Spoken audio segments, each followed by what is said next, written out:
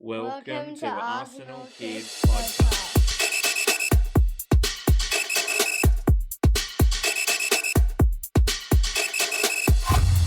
Hello and welcome to Arsenal Kids Podcast. My name is Madi and I'm joined by my co-host Ben. It is great to have you join us for this episode. Yes, hello listeners. Hello Maddie. Welcome to episode 176. It is great, as always, to have you join us. And Maddie, a disappointing result for the men's team on the weekend. It was, as they were defeated by West Ham at a home game. And with Liverpool dropping points after drawing with Aston Villa, it was a perfect chance for us to put some pressure on them at the top of the table, but we failed to capitalise. But we will look at that more in depth in part one.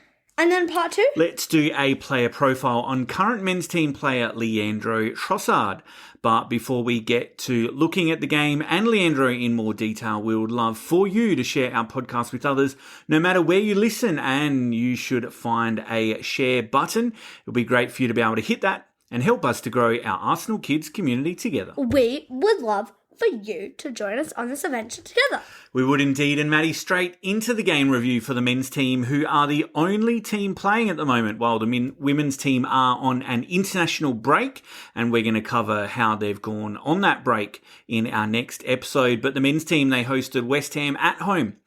And to say that the Gunners and also West Ham, to be fair, took a while to warm into this game would be a bit of an understatement, as it took 21 minutes for our first shot on goal to arrive. And just before halftime whistle, the visitors took the lead. Unfortunately, yes. West Ham captain Jarrod Bowen picked up possession inside his own half. He fed it out to the right, and the fullback was given too much time and too much space and allowed to edge closer and closer to the penalty box, where he sent in a cross which Bowen sent past David Raya in our goal, courtesy of a diving header, to hand the visitors the advantage, as we then went straight into the halftime break. And it was a frustrating start to the second half of the game. Yes, the first 15 minutes of the second half followed in much of the same fashion as the first, but then on 62 minutes, Leandro Trossard cut inside and forced their keeper into a good stop.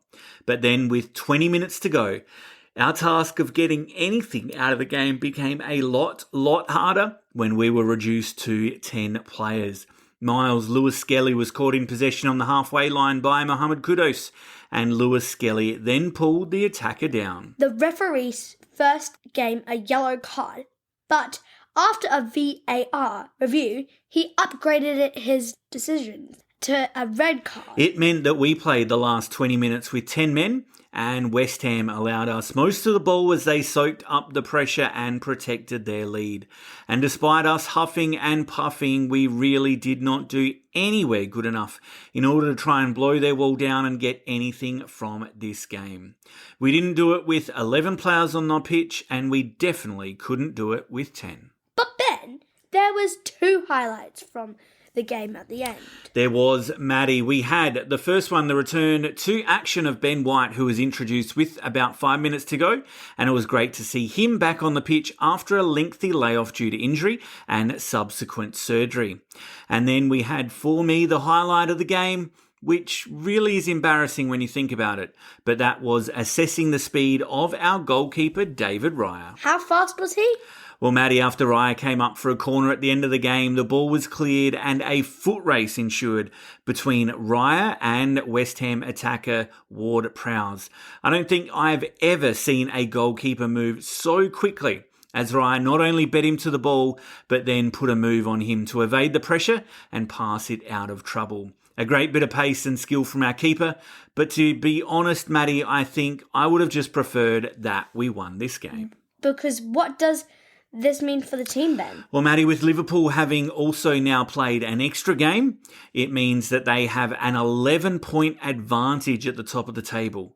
We might be able to reduce that, however, by defeating Nottingham Forest in our midweek game in hand, but it seems like it might be a bit too much for over to come for the league this season. And Ben, we also now know who we will be playing in the Champions League knockout knockout stages. Yes, Maddie, on to some other news, and that's in the last 16 of the Champions League, where we've been drawn against PSV Eindhoven from the Netherlands.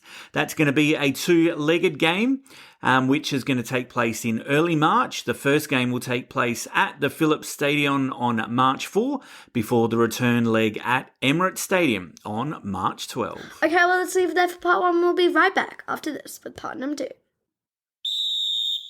Welcome back, and let's get straight to the player profile. Yes, we are looking at Belgian forward Leandro Trossard, who was born on the 4th of December 1994. Making him 30 years of age. It does, and Trossard was born in Maasmechelen, Belgium, and was in the K. Boscholte VV Academy before he moved to the Genk Youth Academy, and from there he spent the next 4 seasons out on loan as a youngster.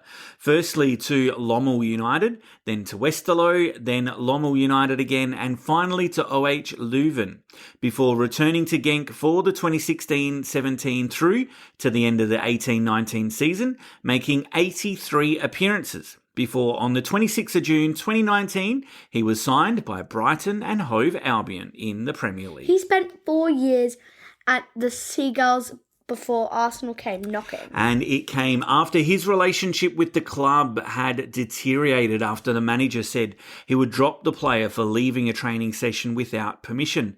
The manager of Brighton, Roberto De Zerbi, also said he didn't like the player's attitude or behaviour, and Trossard's agent accused De Zerbi of having humiliated Leandro in front of his teammates, saying a transfer was the best solution. But he was probably not Arsenal's first choice of player. And you are correct, Maddie. With Arsenal chasing the Premier League title in that 22-23 season, they famously were ready to pay over £100 million for Mykhailo Mudryk, who ended up signing for even more than that to Chelsea. But it meant that Arsenal turned then to Plan B, for a forward line signing, which, due to availability in the January transfer window, ended up being Leandro Trossard.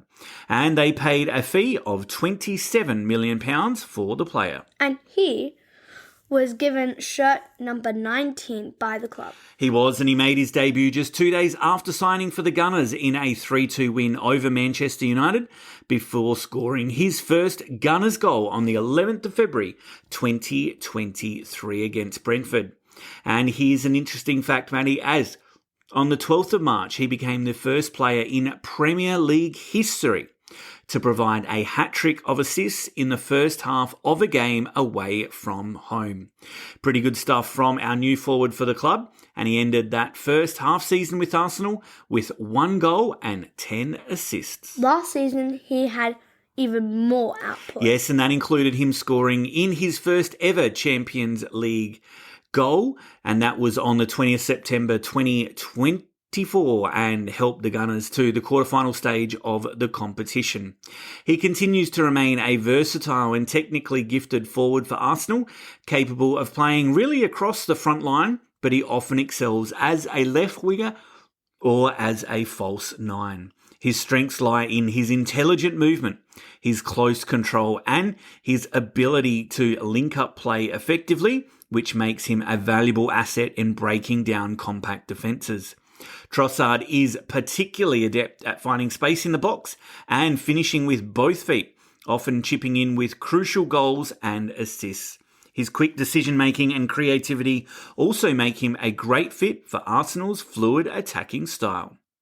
On the flip side, though, his physicality and defensive work rate, it sometimes can be a little bit inconsistent, and while he is a reliable squad player, he normally is not a guaranteed starter, except for at the moment when we literally have barely any fit forwards left. And what about his international career then? Well, Madi, Trossard has been called up to the Belgium national team on multiple occasions, first being named in the squad in 2018 before making his debut on the 5th of September 2020 in a Nations League game against Denmark. In total for Belgium, Leandro has appeared 41 times and he has scored 10 goals. And what about the statistics for the Arsenal Ben? Well, Maddie, for the Gunners so far and being a current player and getting a lot of game time at the moment, this will hopefully continue to change as the season progresses.